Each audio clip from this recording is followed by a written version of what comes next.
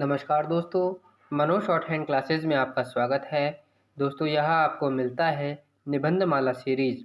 आज का टॉपिक है साहित्य समाज का दर्पण। दोस्तों, इस डिक्टेशन की आउटलाइन और पीडीएफ के लिए हमारा टेलीग्राम चैनल ज्वाइन करें।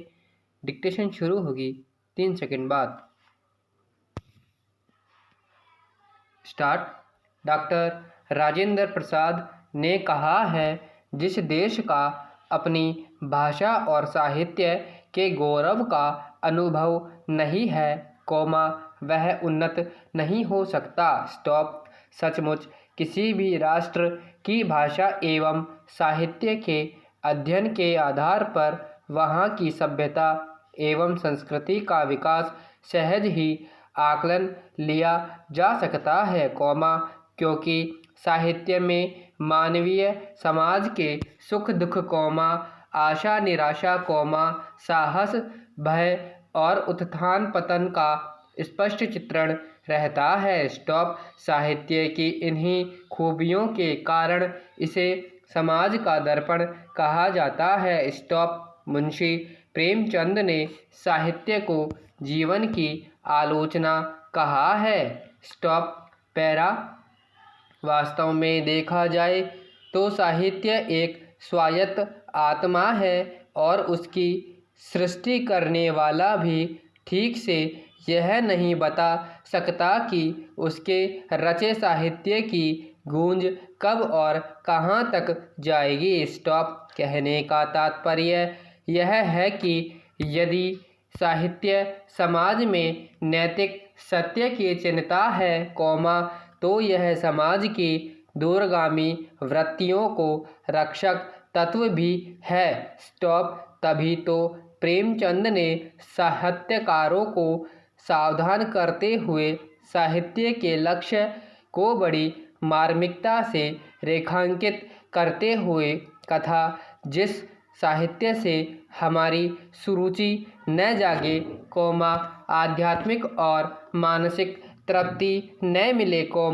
हममें शक्ति और गति न पैदा हो, हमारा सौंदर्य और प्रेम बन जागे, जो हम में सच्चा संकल्प और कठिनाइयों पर विजय पाने की सच्ची दृढ़ता न उत्पन्न करे, वह आज हमारे लिए बेकार है, वह साहित्य कहलाने का अधिकारी नहीं है। स्टॉप। पैरा। साहित्य में सत्य की साधना है, शिवत्व की कामना है और सौंदर्य की अभिव्यंजना है। स्टॉप। शुद्ध, जीवन एवं उत्कृष्ट साहित्य मानव एवं समाज की संवेदना और उसकी सहज वृत्तियों को युगों युगों तक जनमानस में संचारित करना रहता है। स्टॉप। तभी तो शेक्सपियर हो या कालिदास, उनकी कृतियाँ आज भी अपनी रस सुधा से लोगों के हृदय को अप्लावित करता रहता है। एक बात और, राजनीतिक दृष्टि से विश्व चाहे कितने ही गुटों में क्यों न बट गया हो, चाहे उसके मतभेद की खाई वृत्तियां भी सब जगह और सभी कालों में एक समान है। स्टॉप। पैरा।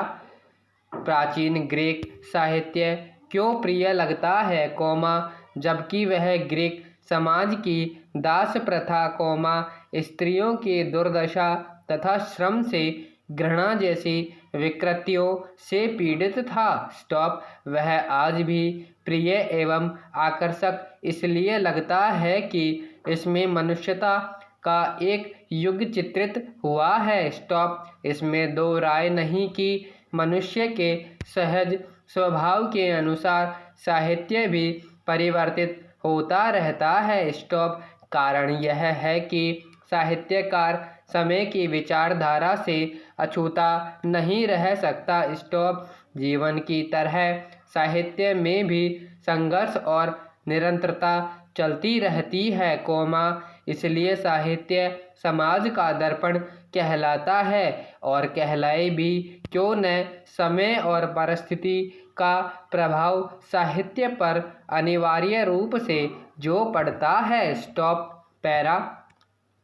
साहित्य ही वर्तमान को सामने रखकर भविष्य की रूपरेखा तय करता है। स्टॉप। समाज की सुषुप्त विवेक शक्ति को जागृत करना साहित्य का बुनियादी लक्ष्य है। स्टॉप। अपने समय के सच को उजागर करने के साथ ही गुणात्मक साहित्य सदैव प्रासंगिक बना रहता है तथा जनमानस को आलोक स्तंभ के समान दिशा और प्रकाश देता है। स्टॉप। कहने की आवश्यकता नहीं है कि श्रेष्ठ साहित्य वही होता है, जो भीतर बाहर के सार्वभौमिक मूल्यों, संदेशों एवं उद्देश्यों को समाये रहता है। स्टॉप। उदाहरण के तौर पर कबीरदास, रविंद्रनाथ टैगोर, शरतचंद्र, जयशंकर प्रसाद,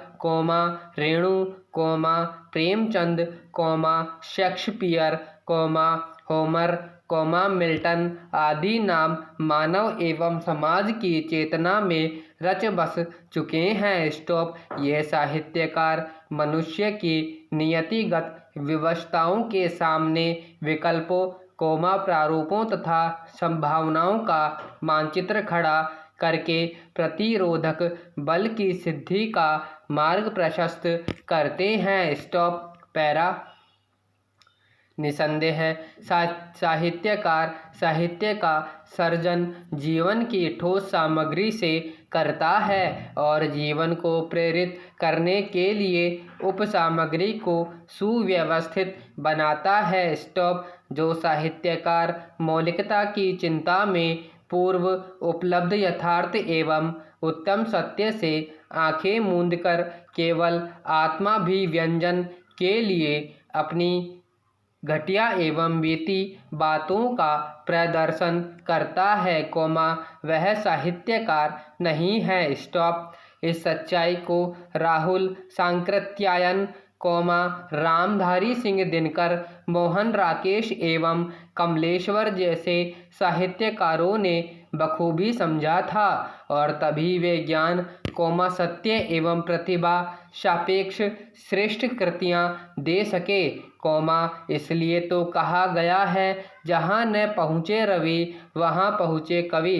स्टॉप। समाज में साहित्य की सत्ता एवं स्थिति का एक और पक्ष है। स्टॉप। व्यापक सामर्थ्य पर ढांचे से अनेक रूपों में जुड़ा होता है। वह सामाजिक प्रक्रिया के आर्थिक, राजनीतिक और विचारात्मक व्यवहारों से प्रभावित होता है और उनको प्रभावित भी करता है। स्टॉप। साहित्य मानव अनुभव की अद्वितीय अवस्था को अपने भीतर संजोए हुए है। स्टॉप। साहित्य रूपी भवन का निर्माण समाज के आधार पर ही होता है। स्टॉप। साहित्य सर्वथा देशकालिक होता है। स्टॉप। पैरा। साहित्यिक परिस्थितियाँ जैसी होंगी उस काल के साहित्य का स्वरूप भी वैसा ही होगा। विद्वानों के एक वर्ग के अनुसार, साहित्य को आदर्शवादी होना चाहिए, तो दूसरे वर्ग के अनुसार, यथार्थवादी। स्टॉप। यथार्थवादियों का साहित्य के विषय में यह तर्क है कि जीवन में निराशा, पाप एवं कष्ट का साम्राज्य होता है, अतः जीवन में निराशा, पाप और कष्ट का साम्राज्य होता है। स्टॉप। अतः जीवन की इस स्थिति में आशा, पुण्य और सुख का चित्रण अस्वाभाविक प्रतीत होता है। स्टॉप। दूसरी ओर, आशावादियों का कहना है कि जीवन में निराशा, पाप और कष्ट का साम्राज्य ही नहीं होता, बल्कि उसमें आशा, पुण्य और सुख का भी समावेश होता है। इसलिए यथार्थवादियों को तर्क आदर्शवादी की गलत समझ का सूचक है।